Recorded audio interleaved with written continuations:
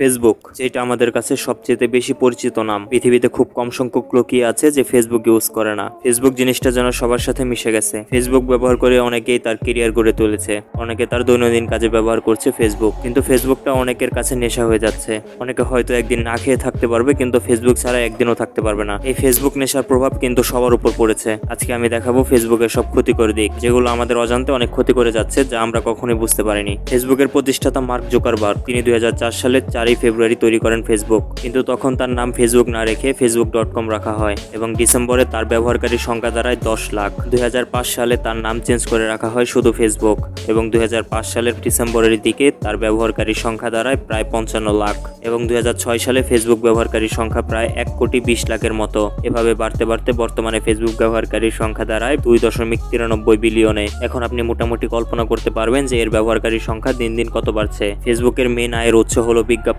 Facebook open করলে আমরা নানা রকম বিজ্ঞাপন দেখে থাকি।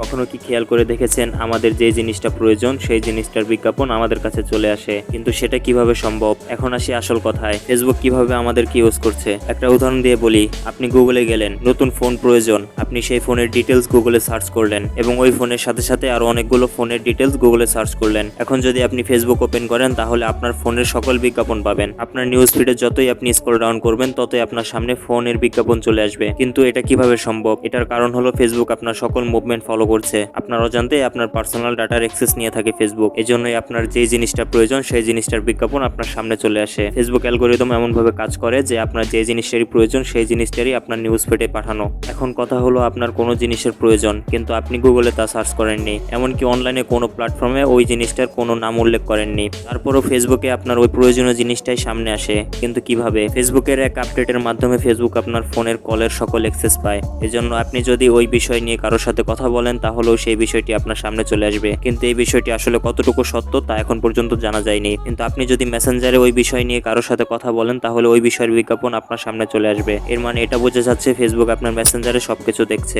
এমনকি ফেসবুকে আপনি যার সাথে মেসেজ করেন না কেন, সব মেসেজের ডিটেলস ফেসবুকের কাছে থাকে। আপনার অজান্তে ফেসবুক আপনার সকল পার্সোনাল ডিটেলস নিয়ে থাকে। বর্তমানে অনেক লোক আছে যারা নিজের প্রাইভেসি মেনটেন করতে পারে না। তারা তাদের জীবনে ঘটে যাওয়া সবকিছু পোস্ট এবং স্ট্যাটাসের মাধ্যমে জানিয়ে দেয়। তারা চাইলেও তাদের প্রাইভেসি নিজেদের মধ্যে রাখতে পারে না। তারাই ফেসবুকে নেশার মতো আকৃষ্ট হয়ে গেছে। ফেসবুক ব্যবহারকারীদের যেমন খারাপ দিক রয়েছে, তেমন ভালো দিকও রয়েছে। অনেকে আছে যে ফেসবুক ব্যবহার করে তাদের নিজের ক্যারিয়ার গঠন করেছে। অনেকে তাদের দৈনন্দিন জীবন সহজ করে ফেলেছে এই ফেসবুকের মাধ্যমে। নানা রকম তথ্য ও দৈনন্দিন জীবনে ঘটে যাওয়া সবকিছু প্রায় কম বেশি ফেসবুকে পেয়ে থাকি। পরিশেষে বলা যায়, সোশ্যাল মিডিয়ায় থাকুন, তবে নির্দিষ্ট সময় মেনে। তাতে আপনার উপকার বই ক্ষতি হবে না, কিন্তু আকর্ষণ বাড়লেই বুঝবেন বিপদের হাতছানি।